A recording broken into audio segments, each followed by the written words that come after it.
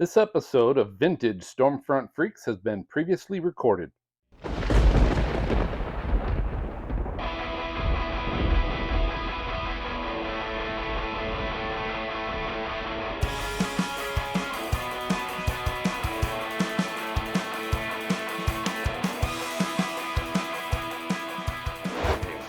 So this is Jim Williams. He created Hurricane City in 1997. I think that was when Brady was born. But one reason for the name Hurricane City are the predictions made at the beginning of each hurricane season for the top cities and islands that Jim thinks are at the highest risk based on simple mathematical formulas. All right. So since Jim started making city predictions in 2003, he's nailed at least 4 to 6 cities out of 20 each year that ended up getting hit. Now, Jim also runs a paving business in South Florida since 1987, tracks hurricanes with statistical input as a hobby since the late 70s, and holds no meteorology degree. That's pretty good statistics there, Jim. So what do you think of this season so far, and how'd you do this year? This has been my best year of predictions. Since I've been doing this since 2003, and the only other year I can think that was even close to this year as far as accuracy was 2005. But people will say, well, that's because you had a whole bunch of storms. It's kind of like shooting a gun, in all different directions, and you're going to get hit. You're going to hit something, right? But this year was a little different in the sense that it was only a little bit above average. We have 11.7 for an average amount of named storms. This year, I got all of my top 5, which hardly ever happens. Got 20% of the remaining 15, but overall, a very successful year. My number 1 for the U.S. was Wilmington. The eye of Florence went right over Wilmington. And my number 1 was Sable Island, Nova Scotia, which had Hurricane Chris winding down to a tropical storm when it passed over the island. So very successful year. I'm very happy. So what's your criteria? I mean, how do you decide if it's a hit, a miss, or how close? Yeah. Okay, well, the criteria is tropical storm force winds affecting the area. When the National Hurricane Center does their post-analysis, well, even actually before they do their post-analysis, they have a map that they show. Orange is tropical storm force winds, red are hurricane force winds. What I do is I use the HurTrack program, which allows me to use the range rings of the wind fields of each storm. The yellow being the tropical storm force winds, and the blue as well. And then when you get into the red, that's hurricane force winds. So after the season, I go back and tweak it. And I also use the reanalysis project from the HurDat 2, and tweak everything from the past to make sure that it lines up with what is considered a brush versus a hit. And that's the biggest debate. What is a brush versus a hit? Hey, Jim, do me a favor. Explain the HurDat and the UDAT and the MDAT and the what's that DAT. Yeah. Okay. That's a reanalysis project from the Hurricane Research Division, and they're constantly going back in history and taking segments, maybe a 10-year swaths, and going back and reanalyzing all the hurricanes during that time period, and looking at ground observations and maybe past recon data, and trying to refine what the winds actually were at landfall. And very rarely is there a track shift. It's usually an intensity shift, because we pretty much know what hurricanes made landfall, even going back to my database starts back at 1871. So I feel that since 1871 that it's improved greatly since 1871. But even back in the late 1800s, we had an idea of at least where they made landfall. Now, a lot of the fish storms we didn't know about, but we knew where they made landfall, and we could probably go back and look at the old data and find out what the winds were in certain cities, and the data that they've been able to accumulate at the Hurricane Research Division. 1800s. You don't look that old, Jim. Yeah, I know. I'm older than I'm much younger than I look. Yeah. You know what? That's a great point, Matt. Jim, talk to us some about your backstory. It says here you've been in South Florida for a while now, and you've been doing, you've been interested at least in hurricanes since the 1970s. Talk to us about, what got you all started. Was it a hurricane that came through? What was it? For me, it was, I don't know if any of you know the late Bob Weaver, the weatherman from South Florida. he did a show at 5:55 right before the 6 o'clock news, and he would focus on the tropics, and he would show the color radar when that was brand new. And I was just fixated on that show. And so I would watch him talk about tropical waves and these waves coming off Africa and developing into hurricanes. And so I started looking into it further and started doing a lot of my own research. And so I started making these maps. When I was in middle school, I had a map that filled up my whole wall, hurricane tracking map, the size of a whole wall. Oh my God. And wow. I drew it myself, put the grids on the map, and tracked every storm. I used to do audio recordings. I would have a tape recorder and I would record everything. I still have some of those tapes. They're hysterical. Wow. You know, I'm a kid in middle school, and I'm like, oh, I'm pissed off because that storm didn't develop or it turned out to sea. You know, that's how obsessed I was. And I'm keep looking over here because I have a map. I don't know if I can show you this. I'm going to try to show you this map right there.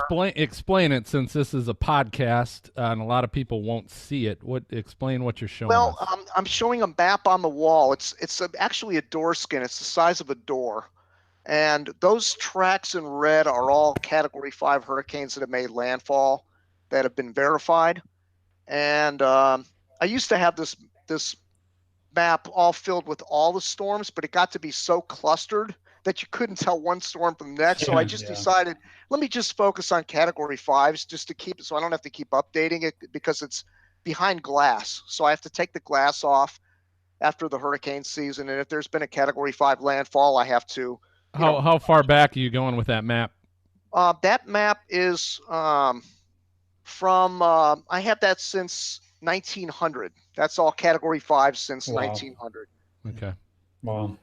So I want to jump back, Jim, so you were talking about how you're determining the success of your assumptions and your predictions, and you talk about brushes, and a brush you're kind of checking off as, okay, I got that one right. So you were going to talk a little bit about that. Explain what's a brush, how close, or what's the definition? Okay, take a storm like Katrina, for example. The hurricane force wind fields expanded out over 100 miles on that one. So I had to expand it a little further than normally. I mean, normally you're talking 60 to 80 miles for tropical storm force winds to impact an area. And then the core of the hurricane is usually 50, 60 miles of hurricane force winds. But in some of these storms, they're all different sizes. In fact, at Hurricane City, I have in the drop-down menu, there's a link that says how big was it, and it takes all the past storms and it shows you how big they were compared to the next to the state of Florida. So you have big ones like Hurricane Mitch and Hurricane Gilbert and Hurricane Katrina and Hurricane Allen, and then you have the tiny ones like Hurricane Andrew and Hurricane Charlie. And so I factor all those, the winds, the size of those winds, using the HurTrack program, like I said, and it gives you the range rings. You can go back and run all the past storms, and it gives you the range rings. So if it's within the aqua and the yellow area, which are tropical storm force winds, these are all based on HRD, Hurricane Research Division findings. And I just am able to animate it with that program. And I can go city by city by city and figure out whether it was a brush or hit based on those range rings. So what's the lowest wind speed that would still fall within that range and be considered a brush? Well, 40 miles an hour. I mean, that's the minimum. Okay. Tropical storm force winds. And tropical depressions don't count. That's not in the calculations at all. It's just tropical storms and hurricanes. And we include subtropical and extratropical systems as well. And then, of course, extratropical, they expand. So that also factors in for the Canadian Maritimes, for example. You have an extratropical system expanding out 200 miles. If that's the case, then we're going to include that as a brush. Okay. So what generally, what were your thoughts on this past year? Don't take into account your predictions, obviously, because you covered that a little bit. I'm just curious, what were your thoughts on this past year with the season, and what'd you think of it all? It started out as I expected. It was a little bit slower. In fact, the first half of the season, a lot of people were like, well, this is turning out like we thought. This was going to be a slower than normal season. And then as the season progressed, in fact, this has happened the last few years. September, October comes around. It's like the lid comes off the tropics. and we're getting more late season storms, it seems, lately, October especially. Um, I was, I have my broadcast partner, Bill Phillips. We do live coverage of hurricanes when they make landfall. And we were going to we did cover Hurricane Florence, but I had a couple of funerals I had to attend. I had a lot of close friends that passed away this year. It's been tragic. And so I couldn't make it up there to cover Hurricane Florence. And my broadcast partner, Bill, said, well, I think that's it for the season. I think we're done. And I said, I don't agree with you. I think we're going to see a big one in October. Something's going to come, just like with Matthew and even last hurricane season when we had, late September systems and going into October. I think we're going to get something big this year. And sure enough, Michael developed, and I got right back from a funeral I attended, turned right around and went right back up to Panama City, and I was in Hurricane Michael. I got in the eye of it. Oh my gosh. Yep, I was in that hurricane.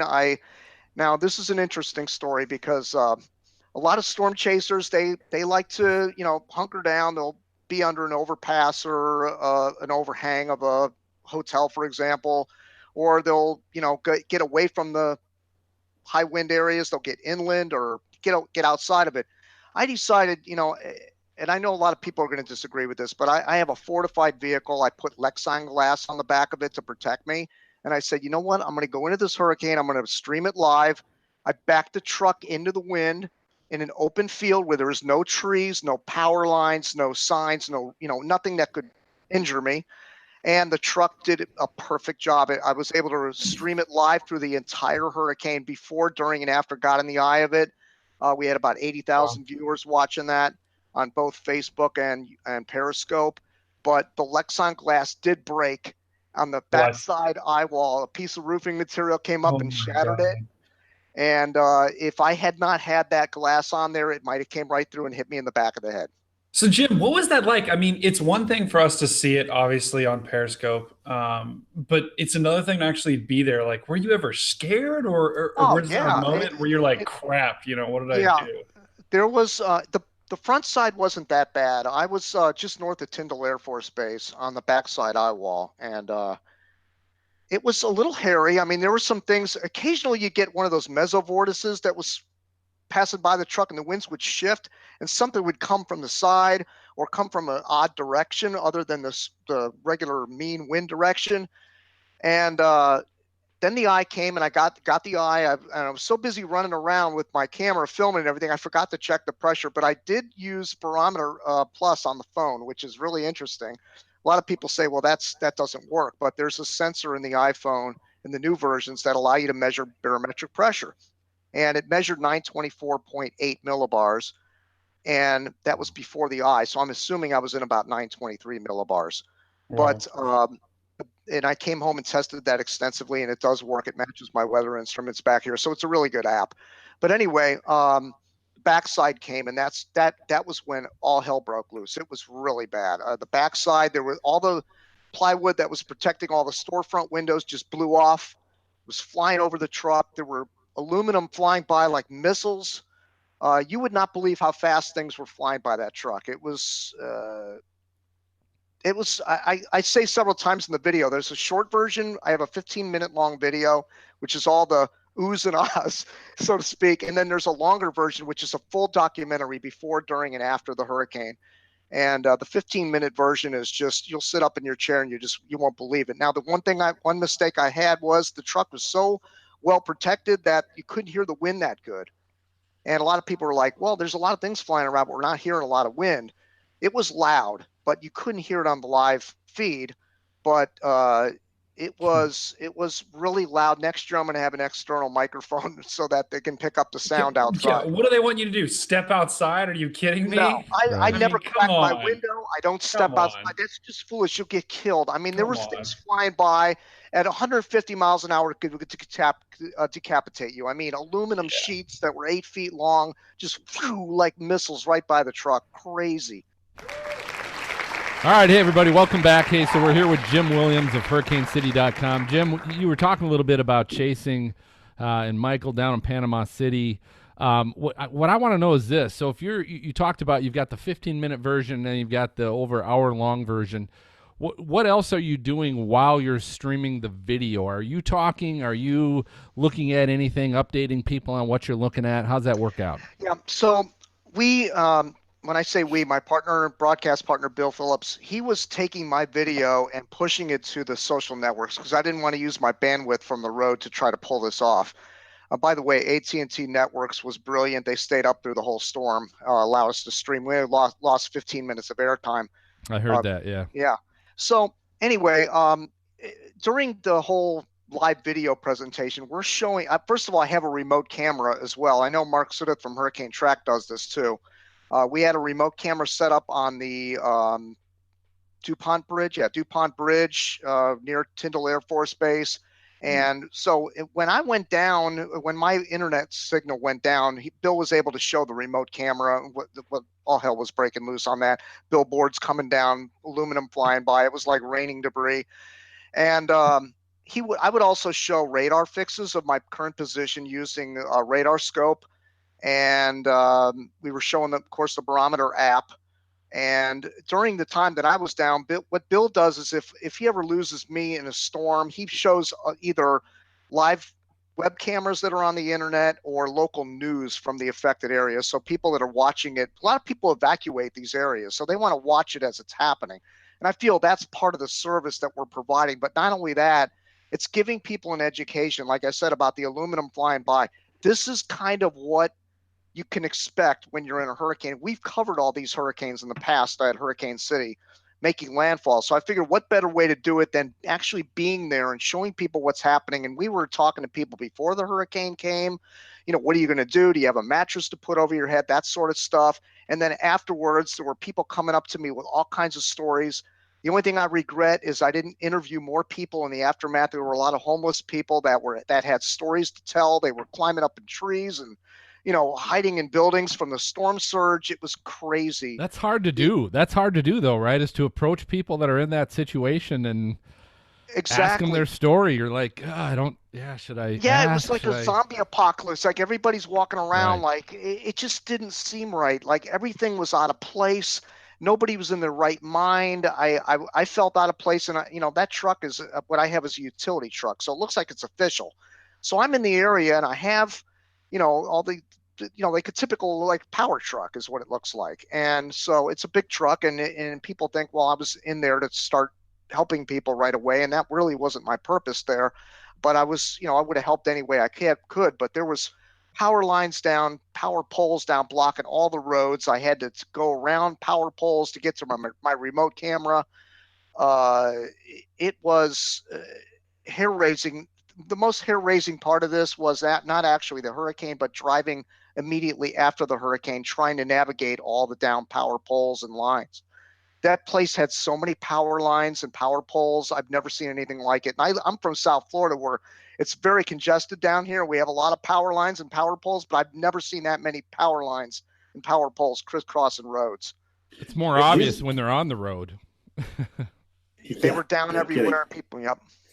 Do you run into a lot of people who are like, yeah, I remember back in 1964, we made it through hurricane whatever, and they're like, it wasn't that bad, so we're just gonna ride this one out too, and you give them the service of like, okay, this is where like Armageddon is, and they get the opportunity to see that, because I think for most people they never get to experience, and when they see it, they're just like, oh my gosh, I had no idea. Yeah, well, I had a sense of that when I was there before the hurricane. I got in there the day before, and the hotel I stayed at, which was a Comfort Inn in Callaway, Florida. That's actually the city that I was in. And I went into the hotel and checked in, and I asked all the questions a storm chaser would ask, like, how thick are your windows? Do you have a generator? Do you have a second floor room? I don't want to get flooded out here in case things get really bad. And she's like, oh, it's not going to be that bad. She wasn't comparing it to a past hurricane, but she didn't seem to be concerned at all about what was about to come. And I go, you have no idea what's coming here. I mean, this is like a tornado basically that's going to be over this area in a few hours. It's going to be that bad. Your windows are going to blow in. And then I said, well, give me a south facing room, because I figured, give me a north facing room. wait a minute, that would be east in Panama. So yeah, give me an east facing room because the winds are going to be primarily out of the west and southwest. That was my thinking, right? But that wasn't the way it turned out. The winds came around out of the east and northeast and were hammering the room that I was staying in, and all those windows busted out. But they abandoned the hotel. The people that were running the hotel, they were nowhere to be found the next day. There was roof leaks everywhere. People wandering the hallways. It was just unbelievable. So I want to ask you, Jim, a little bit. I want to go back to because here's what I love, and I think this is what our show is all about. We've got meteorologists and we have non-meteorologists, and our show is all about fun and entertaining and educating at the same time. But we love to embrace the weather geeks and the weather fans. And you may or may not be a meteorologist, but you just love weather. And you are not a meteorologist. So my question is, because I think that's embraced by us in our community.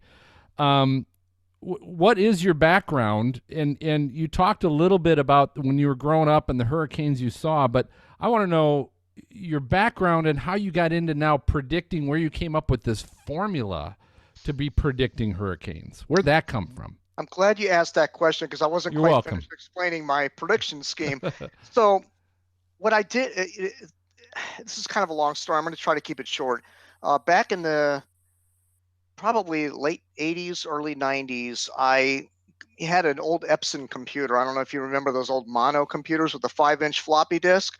So I created a program where when you put it, you put in category 1, hit enter, and then it prints out all of the category 1s that made landfall on a dot matrix printer. So I wrote that program, and it prints out all these category 1, and it went state by state by state. So I'm figuring, okay, if there's a Cat 1 heading to Florida, I would put in Florida category 1, and it would print out everything and what it did when they hit Florida, all the category 1s. So as the years went by, my wife and I were talking about, I need to get this stuff online. I need to go on the internet. 1995 went by, 1996, 97. I said, okay, let me go ahead and get an account going to make a website. I started at GeoCities and I called it Jim's Hurricane Web back in 1997. So I figured, okay, let me figure city by city, because if you go state by state, there's too many.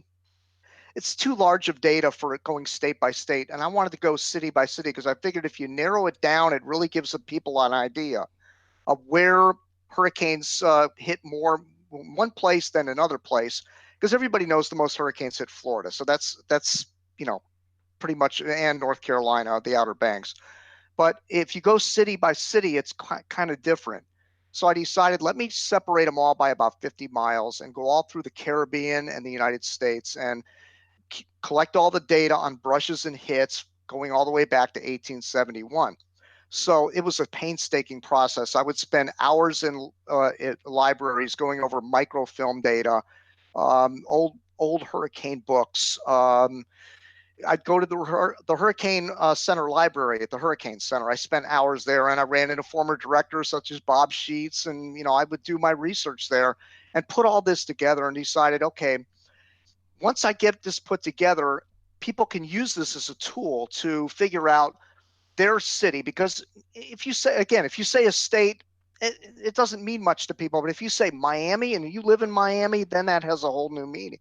You can say, go to Miami. It'll tell you the most likely time of the year that Miami's going to be hit by a hurricane. It'll tell you the return rates for tropical storms and hurricanes. It'll tell you the return rates for major hurricanes. It'll tell you all the history of all the past hurricanes that hit directly. And not only that, it gives you all the NHC final reports. It'll give you maps, radars, everything for every hurricane that's ever hit that particular city. Then after calculating all that and getting it all put together, I figured, okay, let me come up with a ranking scheme. What cities get hit the most versus others? And I took all the 140, there's 140 total cities. That includes all the United States coastal cities and the Atlantic Basin and the Caribbean islands. And I rank them. Who gets the most hurricanes? Who gets the most tropical storms?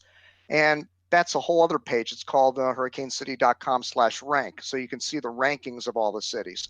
Then I decided, why not create a predictive scheme based on this? Because if I can calculate all this data, I can kind of figure out based on how active a hurricane season is going to be as to who might be most vulnerable. During busy hurricane seasons, there's certain areas that are very vulnerable, and slow hurricane seasons, there's certain areas that are very vulnerable. And then you combine that with the return rates, and you have a formula. So here's my question: Is that formula, is that proprietary, or is that something you've shared? Oh, I've shared it. I put it on. I have a blog that I've written, and I write it before each hurricane season. Okay. It explains specifically what the process is. And the newest things that I've added to the 8 criteria that I use is the North Atlantic Oscillation and ENSO analog years. And since I've added the North Atlantic Oscillation, the predictions have been outstanding. And what I do is in mid-April, when I start calculating everything, because I release it on May 15th, in mid-April, I look at the NAO and I go, okay, in May, is the NAO positive or negative? And then I decide, okay, well, I don't decide, but I look at the data, and if it says it is a positive NAO at that time of the year, then I'll go back in history to the cities that I've chosen to be in my top 20 based on return rates and everything. And then I use the NAO to narrow it down, and I say, okay. Which is what? What's the NAO? The North Atlantic Oscillation, when it's positive, what does that mean? Well, when it's positive, there's cooler waters in the tropical Atlantic heading toward, and quicker trade winds heading towards the Caribbean and the mean development region in the Atlantic. When it's negative, it's more warmer and slower. Now, that's not for me to tell you the science behind the NAO. What I just do is take whether it's positive or negative and then apply that to the cities that I've chosen based on return rates. And then if there's a period, say they've been hit 8 times when there's a positive NAO, I would say, okay, that's a yellow shaded area there on my criteria. If they've been hit 8, like that happened last year with Irma, Marathon was picked because 8 times in history when there's a positive NAO, Marathon was hit by a hurricane. So I thought that was really outstanding. And that's why they made the top 5, and they were hit by Irma last year. Welcome to Outbreak, a new live stream format brought to you by the Stormfront Freaks podcast, hosted by me, meteorologist Brady Harris, also known as Stormcat 5. We'll go live on days of extreme weather with the goal of keeping you safe, informed, and entertained. The only question that remains is, are you ready for the outbreak?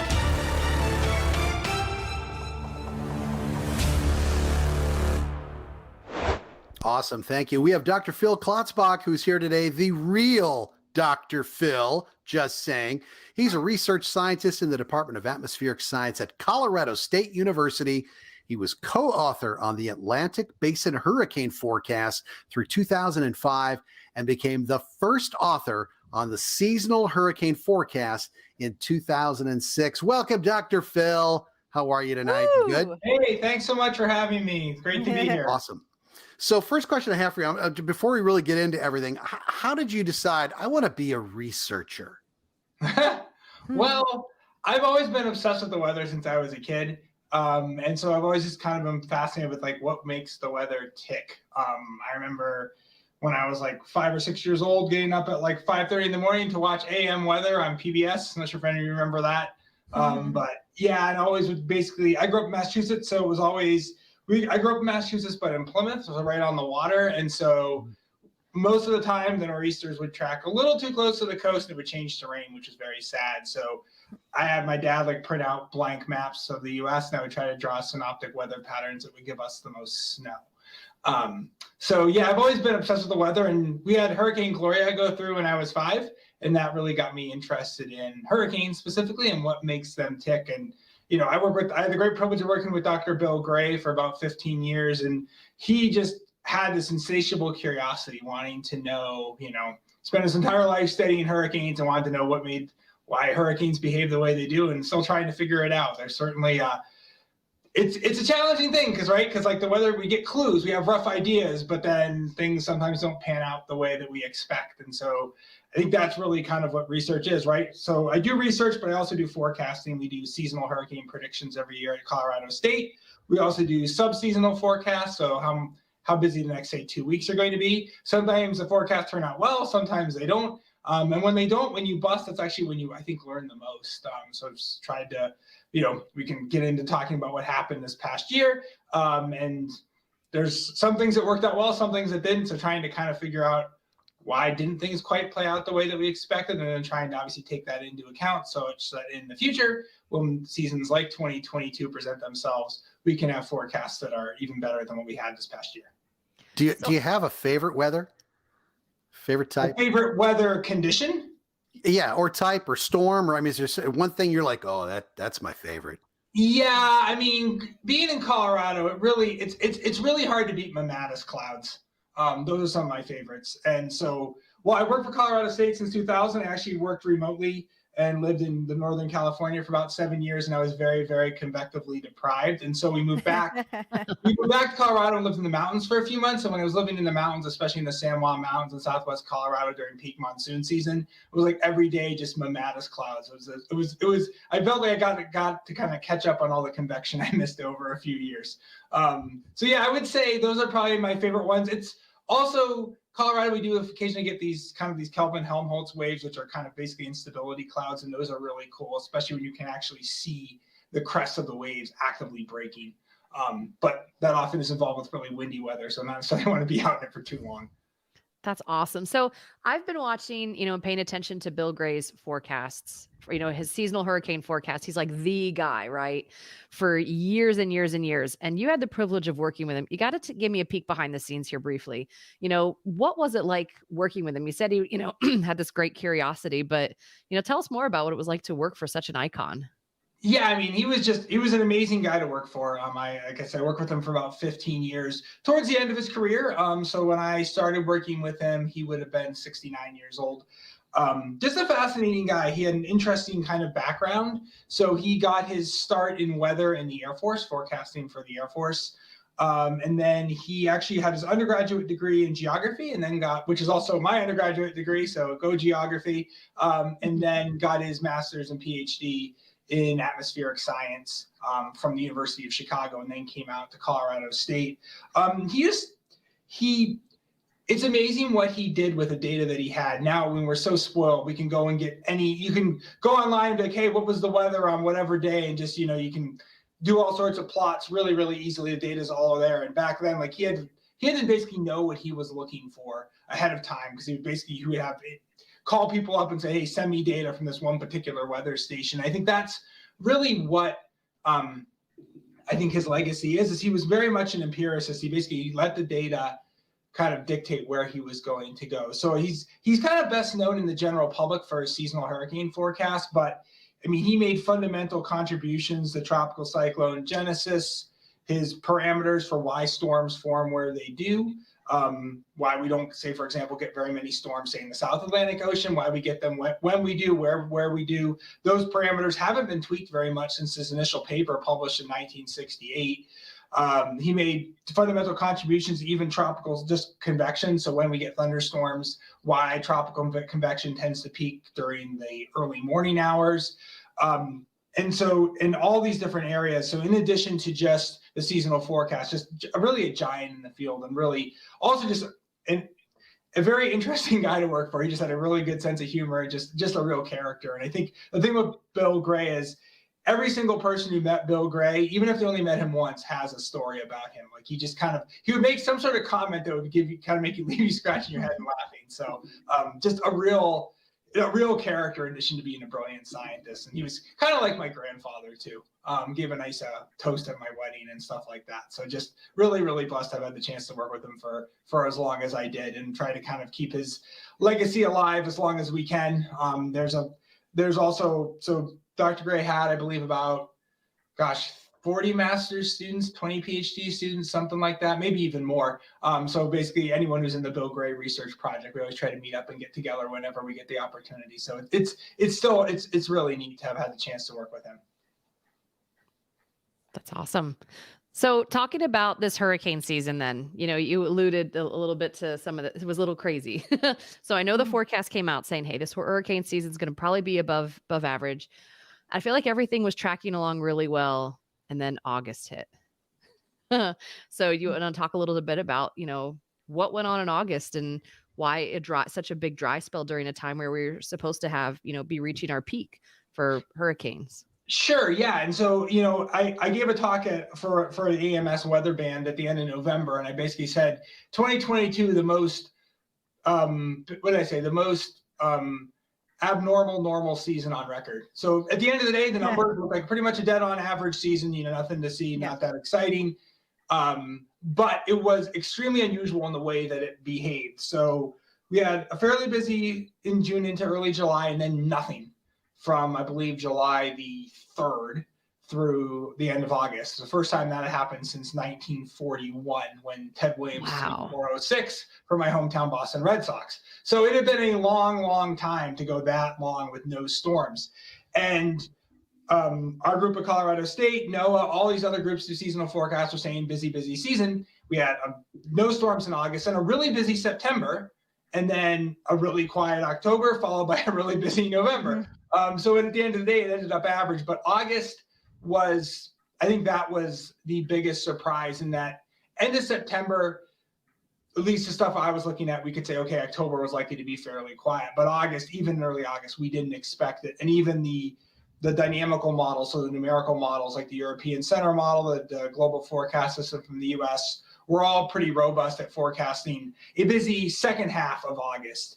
You had La Nina, which is colder than normal water in the eastern and central tropical Pacific.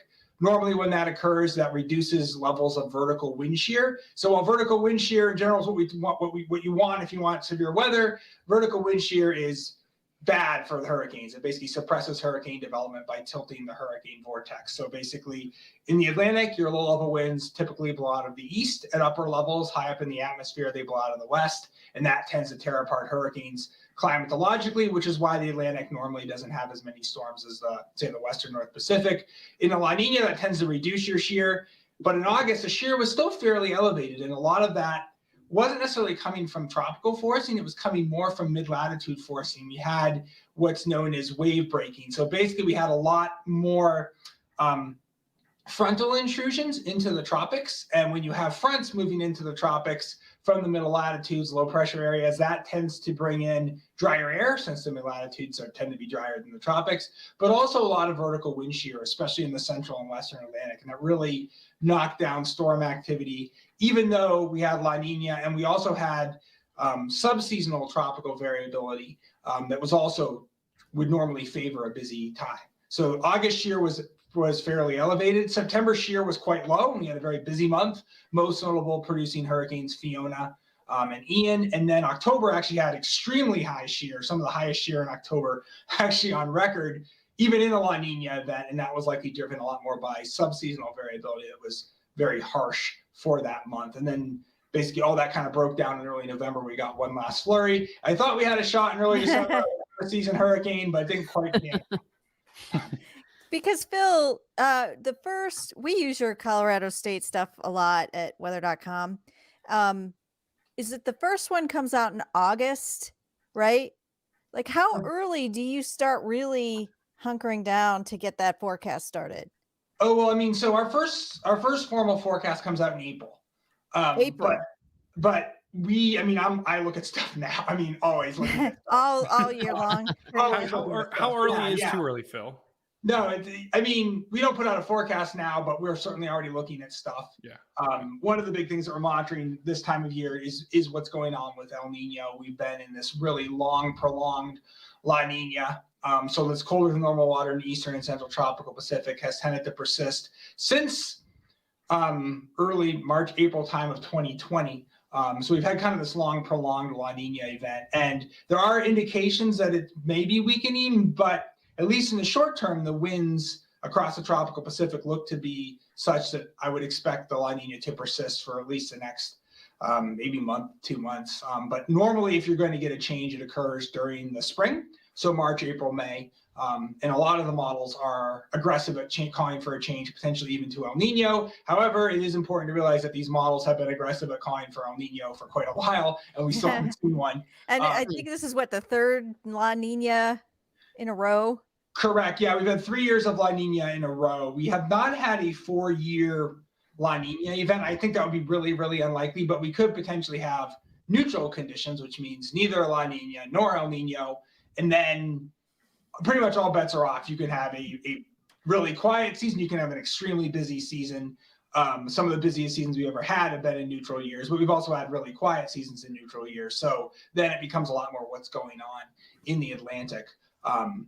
That really kind of dictates then how busy the 2023 season would be. But certainly already now we're kind of monitoring conditions, but we also every year we effectively tweak a lot of the models that we use, taking into account what we learned from prior years. So we'll certainly be doing some work for the 2023 season. We'll likely be working on trying to especially anticipate what happened in August.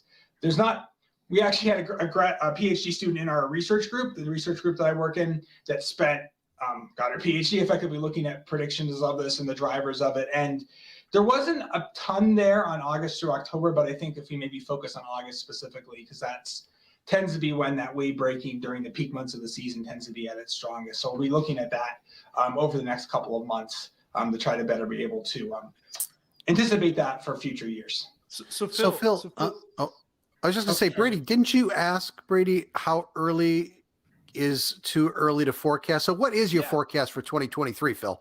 Oh, I'm sorry. Yeah, how early is too early to forecast? Yeah, Yes. So let's see. At this lead time, I'd say 4 to 30 storms, 2 to 16 hurricanes. No, I mean, right now, I would say right now, it's really hard to say just because we really don't have a clue what's going to happen with El Nino at this point. You kind of want to see how things play out. Even by April, so April, the forecast skill is moderate. There is some forecast skill there, but it's not great because El Nino, unfortunately, decides normally to change during the spring, which is when we're trying to do these forecasts. So we're forecasting Southern Hemisphere. From that perspective, forecasting Southern Hemisphere cyclones is a lot easier than in the Northern Hemisphere. You tend to get these transitions during the spring. So we'll certainly be monitoring those conditions, but I also kind of want to see what plays out in the Atlantic, how those sea surface temperatures trend over the next couple of months. So certainly we'll have a lot more to say with that. Phil, what goes into forecasts? So you talked about like La Nina, El Nino. What are some other factors that you're looking for? Maybe not now because it's a little too early, but you get into March, April, May. You're looking at some of these factors. What are you looking at outside of kind of El Nino and La Nina? Yeah, so a lot of the factors, and it's interesting too, if you look at where the predictors that we use are located, if you look, say, in March, April timeframe, those predictors may be fairly far afield from the Atlantic Ocean. And that's because we're looking more at basically what are known as teleconnections. So if you have wind, pressure, sea surface temperature changes in one area, say during the spring, that will then alter the atmospheric circulation in such a way that by the time you get to the summer, it will then, say, change the water temperatures in the Atlantic. So if you look at our predictors in April, they tend to be fairly spread a little farther out than what you look at, say, when we're doing our forecast in early August. So a lot of our efforts, even in March, April, is trying to get an idea of what the El Nino is going to do. So we have a statistical model that looks at sea surface temperatures in the tropical Pacific Ocean, so what they are currently, also what the pressure and wind patterns look like in the Pacific Ocean to tend to kind of force what might be happening with El Nino over the next few months. In the Atlantic, we also look at upper level wind patterns over Africa that even in that early lead time can kind of give us an idea as to potentially what the upper level winds might be during the summer. And then we focus a lot on water temperatures, not in the deep tropics, but in the subtropical Atlantic, because when those waters, say, are warmer than normal, in the subtropical Atlantic, so say off the west coast of Africa, those waters are warmer than normal, that tends to force lower pressures. And if you have lower pressures, that tends to force weaker winds on the southern periphery of that lower pressure. And that weaker winds lead to less mixing and churning up of the ocean surface, which leads to basically the oceans obviously warming up every year from spring to summer, but anomalously warming, so warming up faster than normal. Yeah, I mean that's super interesting, right? Because you have all these different factors at play, and they're La Nina, El Nino, those translate to certain things the hurricane season. But even off of the coast of Africa with the waters, I mean, I didn't even think about that, right? But that makes total sense because that's where they form. That's where those systems tend to form. Is there any around the Gulf any factors you're looking at? Are you waiting till August or September to look, I get maybe even July to look at sea surface temperatures around there, because obviously you can't predict those in April or May, or can you? Yeah, so I mean, the Gulf of Mexico is interesting because it actually is a fairly low predictability region. So trying to be able to predict, say, storm activity in the Gulf. And some of that is because our prediction skill generally come from the deep tropics. And storms that form in the deep tropics typically form off the coast of Africa. They may form in the Caribbean. Storms in the Gulf, they can form in the Gulf in situ. And if they form in the Gulf, they may form from frontal systems, things like that, especially early and late season. Those don't necessarily correlate as much with the kind of predictors that we normally use for a seasonal forecast. Whereas if you look, say, at storms forming in the Caribbean, tropical Atlantic, most of those do form from basically waves or disturbances coming off of Africa. And that's where we have our highest levels of predictability. I would say if I had to pick one predictor, the best predictor that we have prior to the peak of the season is we look at the strength of the low-level winds, so the winds just above the ocean surface, the trade winds, in the Caribbean during July.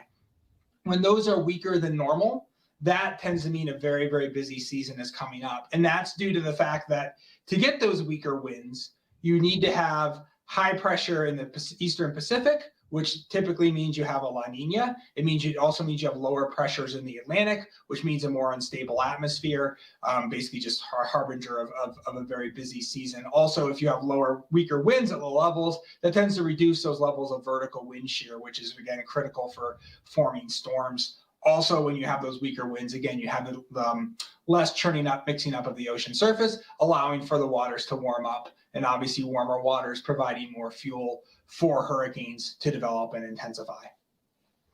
Do you have, I mean, obviously we get the spaghetti models that come out whenever there's a hurricane and everybody's talking about spaghetti. Is there one model that you're like, yeah, that's really kind of my model I look for? And are there any new improvements or new models coming out in that area? Are you just seeing anything, or, oh, we've reached the peak, we've done the best we can? Yeah, and so, I mean, I look at everything under the kitchen sink when it comes to models.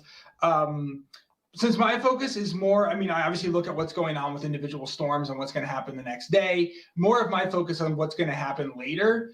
So what's going to happen the next week or two. So even say, for example, when there's, say, a storm like Hurricane Ian that's bearing down on Florida, I'm providing content on that storm, but I'm also looking at what might be coming on down the pike. And so I use basically a variety of ensembles. So there's tools both from the U.S. ensemble, so from the Global Forecast System, they have the GEFS ensemble, which has a bunch of basically what you do is you take your observations at a particular time, and then you basically tweak them to kind of basically estimate the uncertainty in those observations, and you run those forward in time. And so those very small perturbations at the start, basically those errors grow with time. So it kind of gives you a good idea of kind of the spread. So I'll look at the forecast of actual where tropical cyclones may develop, also kind of what the large scale is going to be. So looking at that, as well as the ones from the European Center. One thing that is cool is the European Center is going to start at some point early this year, I think they said maybe even the next few weeks, putting out their 46-day forecast every day. So that would be really, really nice to have that data available. Honestly, one of the things I kind of want to see is how stable are those forecasts going down the pike. Obviously, if you're looking at tropical cyclone genesis, once you get beyond week 1, especially once you get beyond week 2, there's not a lot of skill there. So what I look at more than where the models say storms are forming is more like what the environment is going to look like. Because basically, if the environment is more conducive or less conducive, you're likely to see more or fewer storms. But some of these ensembles, they can give you good information, but the ensembles were very bullish going into late August, and we still had nothing for a couple of weeks, and then pretty much everything really broke down in September. So, or got really busy in September. So I look at everything, and just because one model does well with one storm or does well 1 year doesn't guarantee that model is going to do better the following year. Yeah. Because when you're looking at these global models, they're basically built kind of their target skill metric is like the 500 millibar geopotential height anomaly. And so that's basically, if they can improve that globally, then that's when they put out a lot of these model upgrades. So when that's kind of your baseline skill metric, that may or may not improve the hurricane forecasts.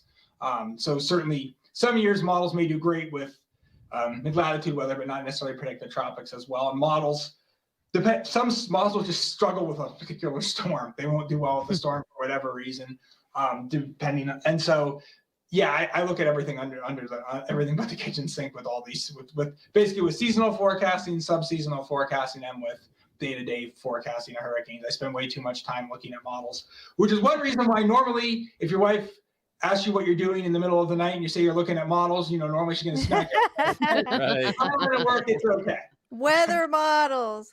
Phil, Exactly. She knows the kind of model I'm talking about. Yeah, she knows. But you did say one thing that caught my attention. You were saying you were looking at pressures off Africa really early in the season when we usually don't get a lot of stuff forming off Africa till later in the season. So that just caught my attention. And why are you looking at that so intensely?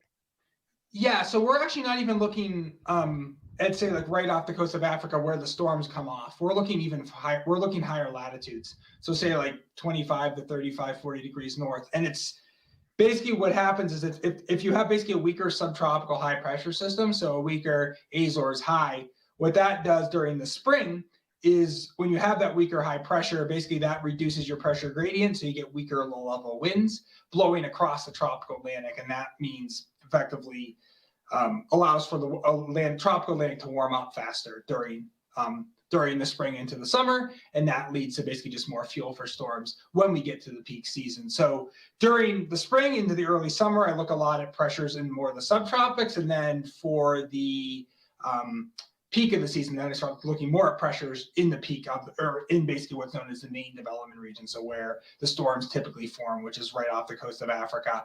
Bill Gray used to always say, if you could pick one place to put a grad student, he picked Dakar, Senegal. That's kind of the money spot. If the waves come off around the latitude of Dakar, that's usually where you kind of have the best chance of intensifying. If they come off too much farther north, they tend to recurve, and also the waters up there. If you look at the gradient on sea surface temperatures, as you go farther north, right off the coast of Africa, it gets cold in a hurry. So the systems tend to just die off really quickly. I'll tell you what, we're getting into some really geeky I know. I was stuff. almost scared to ask about the low, but I was like, I gotta know. Yeah, this is good.